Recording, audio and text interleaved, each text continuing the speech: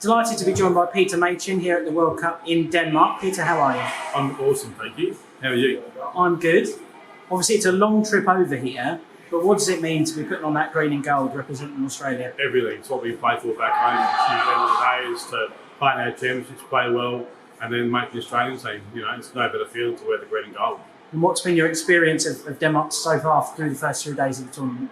It's tough. The countries are getting better and better and better, so we have to get better ourselves to compete and win. Yeah. Now, you've been around on the Australian circuit for quite a long time. You won the World Trophy a number of years ago, but you've never played at Lakeside. So last year, dominated the Australian circuit, qualified for Lakeside. What did that mean when you found out that you had actually booked a spot to come over? Oh, I was over the moon. I've not really set myself any goals to play Lakeside. This year I looked at the standings out of the championships, and I thought, I've got a good crack at this. And I said to the wife about it, and we planned the trip out to do what I had to do to qualify. And you know, I was fortunate enough to do it. I think finished 15th in the rankings at the end of the year. Now, people are going to see you at Lakeside in December playing, representing Australia, but we want to know how you got into darts in the first place. So where did it all begin for you? For me, it was my father. He was in the very first stateside of South Australia. My grandfather was actually the men's captain for that team. So people say that I've come out the womb with a set of darts in my hands. And so it was your family that got you into the Yeah. sport.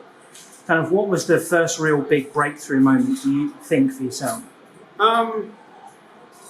I've played juniors. I made the juniors, made the Australian singles final and the Pacific Masters final as a junior player. I had a little bit of time off, had a family and whatnot, come back in. But I think one of my biggest things for me was winning the Asia Pacific Cup back in 2008. It showed me myself that I could play internationally and I could win. Then me and my wife won the Australian mixed doubles. That was an amazing feeling to play with my wife. And then, the final in 2016, the World Trophy. Going over there, knowing the players that I was going to play, Jim Williams from the very first game, he just won the World Cup men's singles, won the Turkish Open. He was the man of the moment, and I had to play him first game. So, Who is your favourite darts player of all time? John Lowe, without a doubt. And what's the best darts match you've seen? The best darts, well, probably the last PDC World Final, to be fair, with Michael and the two Michaels. It's just amazing darts, like it really was. Yeah. So, and what's your favourite Lakeside memory? Making the final. Going through making that final. Playing players like Tony O'Shea, Scott Waits, Jim Williams. It was just a phenomenal feeling. I never thought that I was going to win the matches. I was spending with an open mind and did what I had to do to win. And especially against Scott. Scott started so tough on me. Unfortunately, he missed doubles and I hit. And just playing those guys, being on stage. Now, who's your toughest opponent? My toughest opponent? Oh, probably Tomo. Back home. You've really got to knuckle down and focus to win. Between him and Ray. Ray's another one. I've only beaten Ray a handful of times, and fortunately for me, it's been in finals. But those two boys, odds on there, it's so hard to play. And as a dart player, what would you say is your biggest strength and also your biggest weakness? Mindset is my biggest strength and my focus. My weakness, practice. I don't train enough these days like I should do. I put a little bit in towards come here, and I'm going to obviously practice it, leading into the World Championships and stuff. But this day and age with work and family, it's just practice. If you were going to go out for a meal, what would you want as your ideal meal? My ideal meal? Oh, I do love a good palmy. Good palmy, and I love a good steak. Steak with some prawns and garlic sauce and some good veg. Perfect. If you could be any other athlete in the world, who would you want to be?